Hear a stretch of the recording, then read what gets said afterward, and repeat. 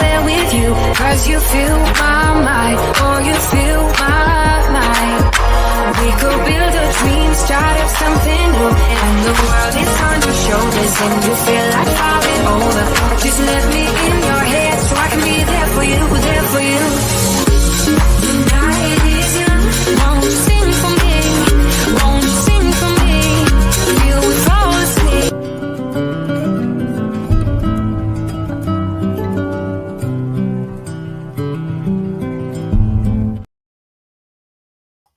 Hello, everybody. Welcome to VC Masters. I'm Nick Palavito. I'll be your host for today, and we're going to be talking about everything relating to startups and venture capital. And with that, we're going to bring in a professor at Duke University who's been involved in more than 125 startups, Dr. Salman Azhar. And it looks like we're going to be doing what a lot of people, if they've done startups, you always have to have a plan B. And since Sasha, who knows where he's at, it looks like we're going to be moving into Plan B. I'll tell you if Plan A gets implemented. But what do you have for our viewers? We have a lot of people who are watching who are in the VC space. They're in the startup space. I've got some more people who are looking at this. And it's kind of a unique space. And one thing I don't think people teach you about is you have Plan A, but you better have Plan B too. So what are your thoughts about that? What are we doing? Lovely. So Plan B is coming into effect now because our guest speaker wasn't able to make it or is delayed. And when I was growing up, so this is how I kind of got exposed to Plan B. When I was very young, I had a brother who is 14 years older than me, and he said, you should always have a Plan B. And for Plan B, you should have a Plan C. And all the way up to Plan Z. Well, I haven't kind of gotten as good as he has all the way up to Plan Z, but I usually have at least a Plan B and a Plan C. And this I learned from a number of experiences in the startup world, where every day you show up and it's a different challenge and you do not know what is going to happen that day. It's kind of so much different from working at IBM, where you show up, you sit at a desk, you push emails. Used to be push paper, now you push emails, and you get paid a fixed amount and you go home. Whereas in startups, it's the opposite. Every day is a different day. And you do not even know that whether you will get paid, and if you do get paid, when you will get paid. So I'm a startup turned investor for primarily my mental health reasons. Investing is a lot easier than doing a startup is. And then unlike my brother who goes all the way up to Plan Z, I kind of stop at Plan B or Plan C. And one of the things that I learned from being a chess player is that if you try to analyze all the combinations and permutations of the chess moves, you will just go crazy and you just don't have time. So it is a lot better for you to analyze the position on the board, your opponent's response and your response to it, and just stop there and do a sanity check. And if really you find something exciting, you can kind of go deeper. And that kind of applies in the startup world as well. And it applies in investing world, and it's slightly differently because you are playing multiple games at the same time. So if you're a chess player, you may have heard of simuls or simultaneous games. So you're kind of like playing multiple games at the same time. So Mr. Palaveda, what are your thoughts on that? Well, what we're going to do is we're going to go back to Plan A. See, that's what people don't know about Plan B. You got to have Plan B. But Plan A has a rock. And Plan A is the interview that we're going to have with this very interesting person, or persons, I guess. He has a multiple personality. First of all, he is an expert piano player. I mean, he's one of the top piano players in Canada. That's one of his passions. Number two, he's an expert chess player. Another passion, as a matter of fact, he runs one of our shows called Chess Stars with himself. He has International Master Ken Reagan and Grandmaster Dan Fleetwood. For those who haven't seen it on the Pod TV network, Dan Fleetwood is actually a Grandmaster chess player and a professor at Vanderbilt. And Professor Ken Reagan is a professor at State University of Buffalo and international master. So it's a great show. I love that show. So he does that too.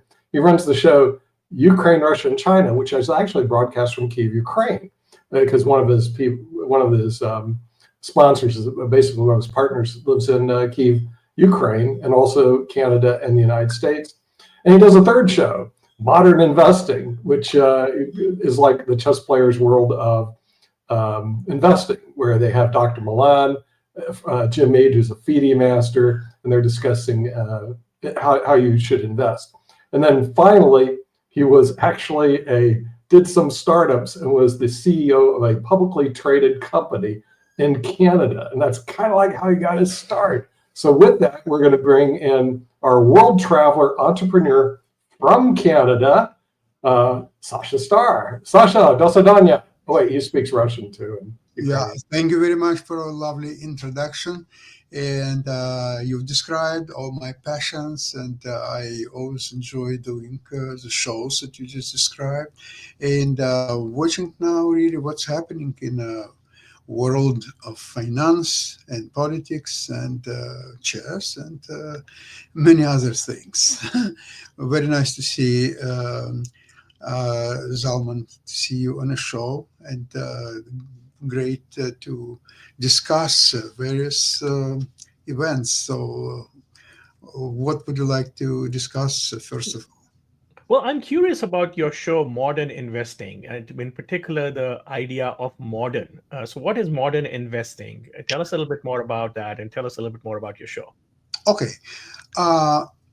About 2 years ago, I've sort of not discovered, but at least planned a new way of investing, which I called modern investing. And the key is that unlike previously, like Warren Buffett, you could buy stock and hold it for 55 years. And today's market environment requires a very different approach. You must almost daily to see the changes in the psychology of investors, and you cannot hold stock for a really long time. So in a way, you have to become very agile and very adaptable to changing methods.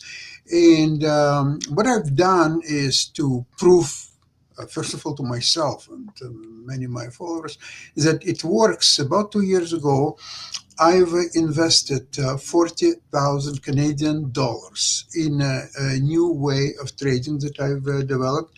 Now, the strategy is basically it's nothing new. It's just implementation, somewhat different. Basically, the strategy consists of selling covered calls and cash secured puts, and trying to get into the trend of certain stocks. One of my most successful investments was NVIDIA, where the premiums, even today, the premiums for options are incredible, unlike anything else that you can see.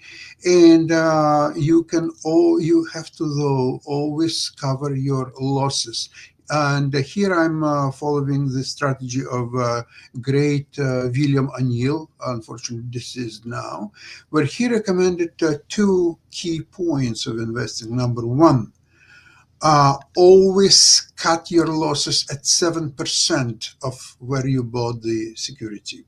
So when you lost 7% of whatever you purchased, the first thing what you have to do is to sell.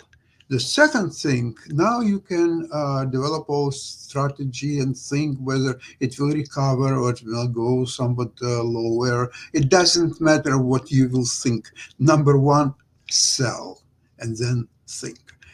And strategy number 2, fortunately, it didn't apply to me. It's when you get margin call, never ever add more money to the account. Sell whatever you have to sell, sell it, never add money as a result of the covered call.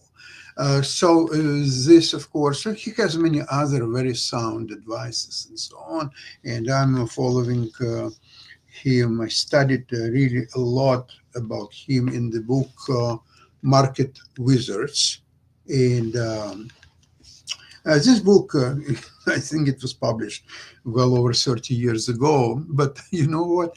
Whenever I read the section about William O'Neill, it's valid today as never before. Today's market is a great confirmation of that. So I have to according to what's market telling me to reshuffle my portfolio. For example, to get rid of NVIDIA about a month and a half ago, to add some stocks. For example, they were beaten out a lot. Stocks like Biogen, the Trade Desk, the even Goldman Sachs, by the way, they were beaten up substantially. So you can nimble. You don't take large positions, but you nimble at that stock. And as they're going higher, if they're going higher, you can add up to your position. So I'm not averaging down, I'm averaging up. Because let's see, if you have 100 shares of Goldman Sachs and you purchase them at, say, 550, for example, right? And they're going to 600, you add another 100 shares. So now your overall average price is 575. You have, instead of one, already 200 shares, and stock is trading at 600. So you're sitting on a little profit, but you're augmenting your position if that's your belief that that stock will recover at least to, I'd say, to 625. I think it's a way to go. So this is modern investing. It's always watch what's happening in the market and adjust your positions and your trading accordingly. Wonderful. So this is very interesting because I am kind of a trader in the public markets as well, but my trading is kind of completely different. It is really to protect myself against taxes and with sharp movement. So in particular, I bought a lot of stocks earlier. Some of my startups went public. And the challenge I have is that if I sell any of those, I have a huge, basically almost the entire amount goes into taxes. So I do something similar to you, and this may be getting too deep for this show, but I usually sell calls, and then I buy puts from the money that I got from those calls at the money. So my calls are out of the money. I buy puts at the money, and then I sell puts down at about 15% below. So essentially, I completely hedge my position against all downside protection up to 15%, and perhaps a little bit more than that because I've also sold a call. And I'm willing to give up the upside of this because I've already kind of extracted a lot of benefit. So with all that going on, I have a kind of an interesting kind of situation that comes up from time to time. Is that I'm in the startup world, and we don't have that liquidity that other people have. So there is a whole secondary market. That secondary market doesn't have any options trading, and that's basically where the same principles that you're talking about apply. And the underlying strategy is that if you do the opposite of what most people are doing, you have a way of making money in general. So, for example, that's the underlying strategy of your team as well. And one of the things that is happening in the startup world is the lack of liquidity. And this came about because during COVID in 2020, a lot of companies that were scheduled to go IPO didn't. And when they didn't go IPO, then the hope was that they will get IPO after the post-COVID. And after post-COVID, the inflation crisis hit. And that kind of delayed further. So there's like almost a jam of, startups that are waiting to go public. And then we have the opposite sides that all these VCs have invested money 10 to 12 years ago. And as you know, VC funds have a 10 to 12 year life. And after that, they have to liquidate and return their money to the investors. So they are now willing to sell these shares at a discount. And I'm able to get like 40% discount on these shares. And all I need to do is hold them for a couple of years, maybe 2 years, maybe 4 years, until there is an acquisition, because the IPO market is opening up, the M&A market is opening up, and things are getting better. And it may take a year, it may take 2 years, it may take 4 years. I don't know, but I'm happy to sit and wait on that. I've done a few startups in my lifetime, and I invented, or actually organized, two public companies in my lifetime. One was trading on, at that time, Vancouver Stock Exchange, which later on was acquired by Toronto Stock Exchange and became kind of like a venture capital market. And another one I did a few years ago on Nasdaq, first on pink sheets, then it became tradable with on slightly higher level.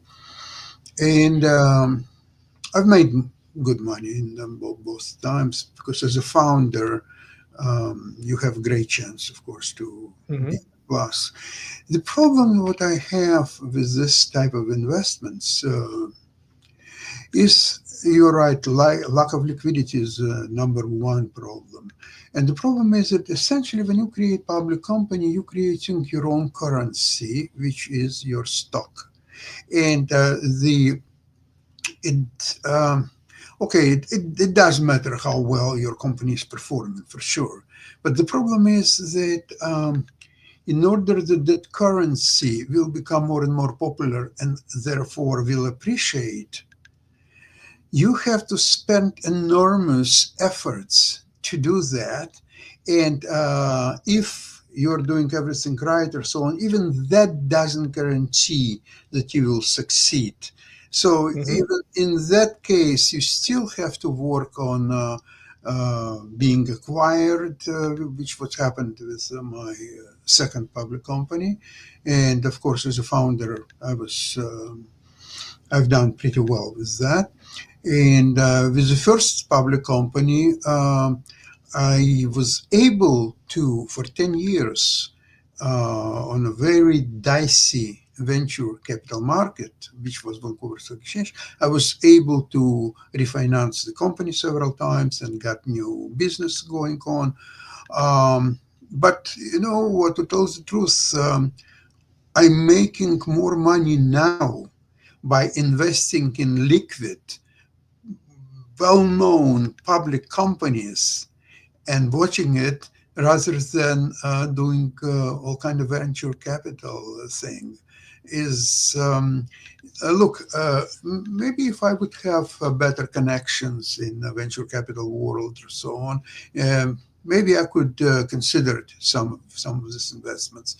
But to start something on my own at this stage, I wouldn't consider that. Yeah.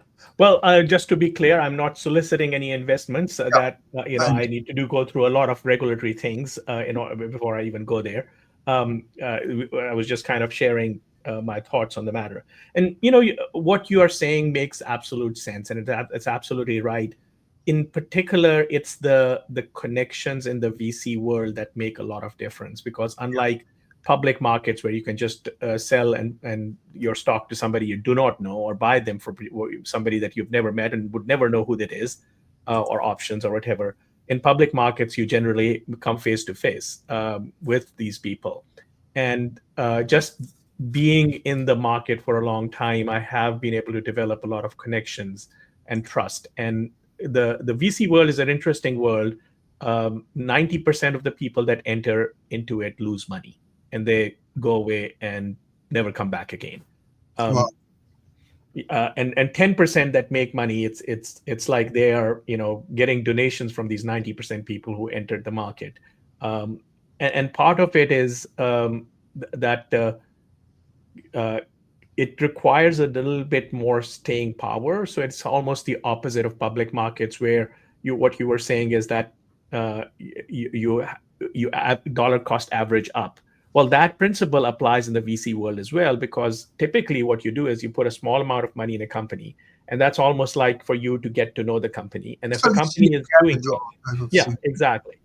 And if the company is doing, and I'm looking at it purely from an investor, and if the company is doing well, you will add more money. And if company is not doing well, then you would lose all your money. My worst investment is Google. And the reason it is Google is because I didn't invest in Google.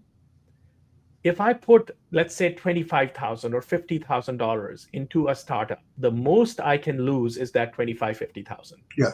But if I don't do that, what I probably lost more than my net worth by not investing in Google. I would have tens of millions of dollars at this time if I didn't. So it all basically the same principle that you're saying in the public markets, where you dollar cost average up. actually applies there as well, because the companies that are not doing, if you do the seed state investment, it's high risk. You can get 100x. I actually have made 171x return on one of my investments, which kind of paid me for almost everything else that I did ever.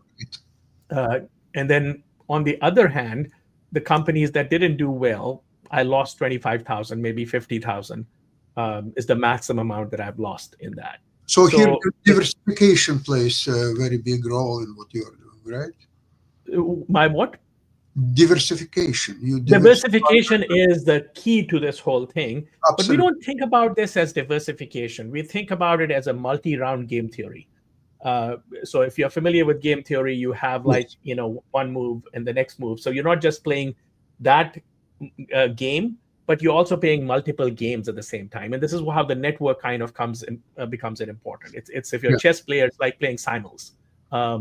And you're playing multiple of these games over a period of time. So if you can get away with not performing and not keeping your promises in one particular situation, but that is the end of you. So I met Fern Mendelbaum after several years. I had lost a lot of her money, I think maybe $1 million in one of my startups. And I was really embarrassed to meet her.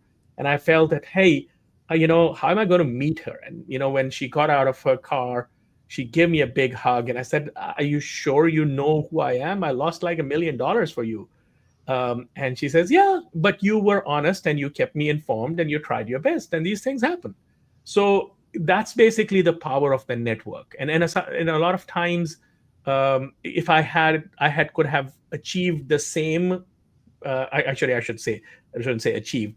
I could have gone through the same experience and not kept her informed, told her lies, and told her like things are going great. Like, the corporate CEOs they never tell you that, things are, even if like there is a disaster, they are saying, oh, we are a strong company and we will do that. I call it CEO speak.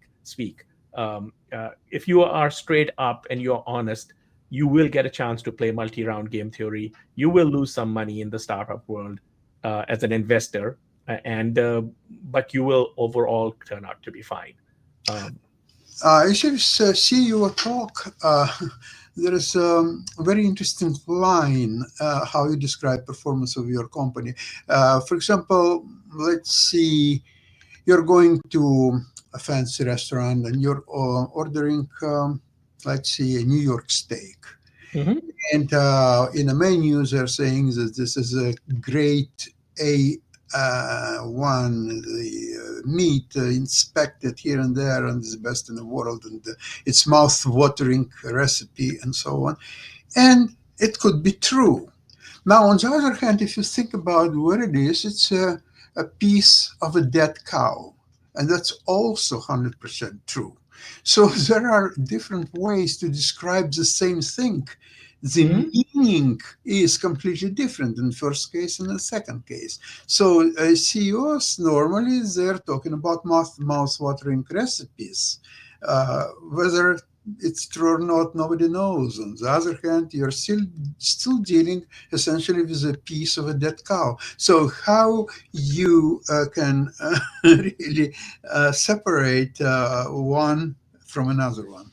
Yeah. So build upon that analogy. Let's say, you go to this fancy restaurant, you pay $100 for the meal, which, by the way, I hate doing, and I'll tell. But let's say that turned out to be not mouth-watering. It turned out to be absolutely horrible. You would never go to that restaurant again. You will figure out who that chef is. You will never eat from that chef again, right? Right. But now picture this, that, hey, it was bad. And the chef comes up and says, I'm sorry, I give you horse meat instead of cow meat. Right? You would be willing to give them a second chance. So in startup world, these faux pas or disasters happen all the time. It really is how you handle these disasters that makes a difference. And like, for example, when you put a term sheet together to invest in a company, you don't have all the money lined up. You may have your money lined up, but you also have to look for co-investors, because the rule of the thumb is that, like, I'm putting a term sheet together for $30 million. 10 million I'm going to invest, but I'm going to put $20 million for others to fill the round. And the reason that is important is that I want to diversify, and I also want to get my startup a better network, because the more investors there are, the wider the network is, right? Obviously. So now let us say that I have a history of not performing on my term sheets. I commit to 30 million and I'm not able to invest 30 million. The startup world would also know that I'm not a reliable investor. And I would not get the good deals, because getting the good deals is actually very, very hard. Typically in a given week, I would see probably about 100 deals come across my email or desk or LinkedIn messages. And honestly, I don't have time to look at them. I probably would look at only 5 of them. And those 5 that I will look at is through my personal connection. So if John Doe sends me something, I'm not even going to look at it. Now, if Starr introduces me to John Doe, and then I will look at that deal. So that's really the key difference. And what you said about the network is just so important, because that's your reputation is basically everything here. Yes, absolutely agree with you. So you describe what are your hot investments right now?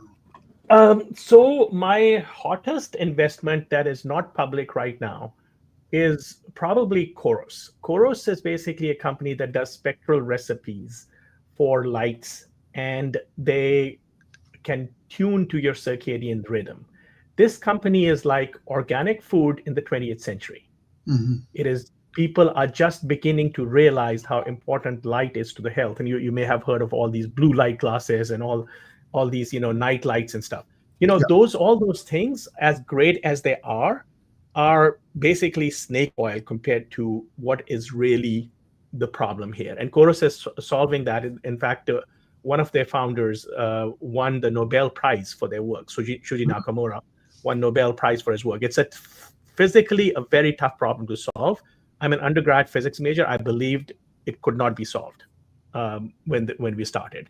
But I put a little bit of money in just to kind of like keep track of the company. And at the worst case, I would have lost that money and fine.